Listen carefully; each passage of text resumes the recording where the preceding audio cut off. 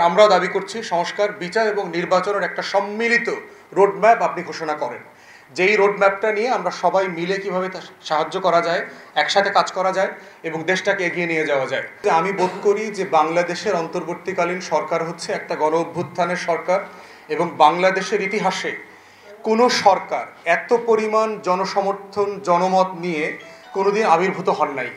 এবং পারহ্যাপস আমার দৃষ্টিতে শহীদ প্রেসিডেন্ট জিয়াউর রহমানের ওই 3-3.5 বছরের এপিসোডের পরে সবচেয়ে সফল গভর্নেন্সের এপিসোড হবে হচ্ছে প্রফেসর ইউনূসের এপিসোড।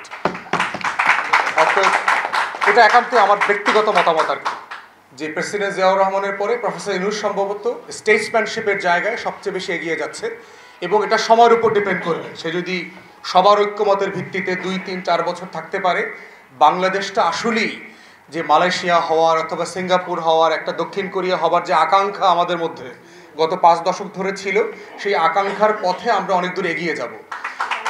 তো সেই জায়গাতে আপনার সংস্কার, বিচার, নির্বাচন এর কোনোটাকে আমি একটার সাথে আর একটা সাংঘর্ষিক মনে করি না। এর পুরোটা মিলেই হচ্ছে অন্তর্বর্তীকালীন সরকার, এর পুরোটা মিলেই হচ্ছে আমার 71-এর মুক্তির লড়াই, এর পুরোটা মিলেই হচ্ছে আমার 24-এর গণ অভ্যুত্থান। বাট এই প্রত্যেকটা কাজ করতে হবে ঐক্যমতের উপর ভিত্তি করে। একটা সত্য জিনিস, একটা হক জিনিসও চাপিয়ে দিলে জাতি মেনে নেয় না। এই জন্যই হচ্ছে প্রফেসর ইউনূস কারেক্টলি আমাদের পরামর্শের উপর ভিত্তি করে একটা কনসেনসাস কমিশন করেছেন, ঐক্যমতের কমিশন করেছেন, যারা রাজনৈতিক দলগুলোর সাথে বসছে, কথা বলছে, পরামর্শ দিচ্ছে এবং একটা ঐক্যমতের উপর ভিত্তি করে সংস্কার, আমরাও দাবি করছি সংস্কার, বিচার এবং নির্বাচনের একটা সম্মিলিত রোডম্যাপ আপনি ঘোষণা করেন। যেই রোডম্যাপটা নিয়ে আমরা সবাই মিলে কিভাবে সাহায্য করা যায়, একসাথে কাজ করা যায় এবং দেশটাকে এগিয়ে নিয়ে যাওয়া যায়। এবং ইতিমধ্যে আপনারা দেখেছেন যে ঐক্যমতের কমিশনের আমাদের রাজনৈতিক দলগুলোকে তারা চিঠি দিয়েছে, স্প্রেডশিট দিয়েছে 166টা প্রশ্ন দিয়ে বিভিন্ন সংস্কারের ব্যাপারে রাজনৈতিক দলগুলোর মতামত কী এবং সেটার বাস্তবায়নের প্রক্রিয়া কি হবে। ইতিমধ্যে এবি পার্টির পক্ষ থেকে আমরা এটা জমা দিয়েছি।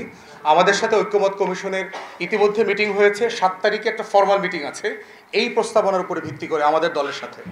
তো সেখানে আমরা আমাদের অবস্থান তুলে ধরবো যে আমরা অন্তর্বর্তীকালীন সরকারের কাছ থেকে যে একটা সম্মিলিত রোডম্যাপ চাই সংস্কার, বিচার এবং নির্বাচনের ব্যাপারটাতে, যেটা ঐক্যমতের ভিত্তিতে যেন একমত হওয়া যায়। তাই আমার পজিশনটা হচ্ছে এটাকে একটার সাথে আমি আর একটা আকপর করা দেখি না। নির্বাচনটা ইটসেলফ একটা সংস্কার, সংস্কারটা মানেই হলো নির্বাচন। বিচারটা ইটসেলফ একটা সংস্কার, আবার বিচার হলেই সুষ্ঠু নির্বাচন হবে। সুষ্ঠু নির্বাচনের শর্ত হচ্ছে 1400 শহীদের বিচার করতে হবে। তাহলে প্রত্যেকটা হচ্ছে ইন্টারপ্রিন্ট এবং কানেক্টেড।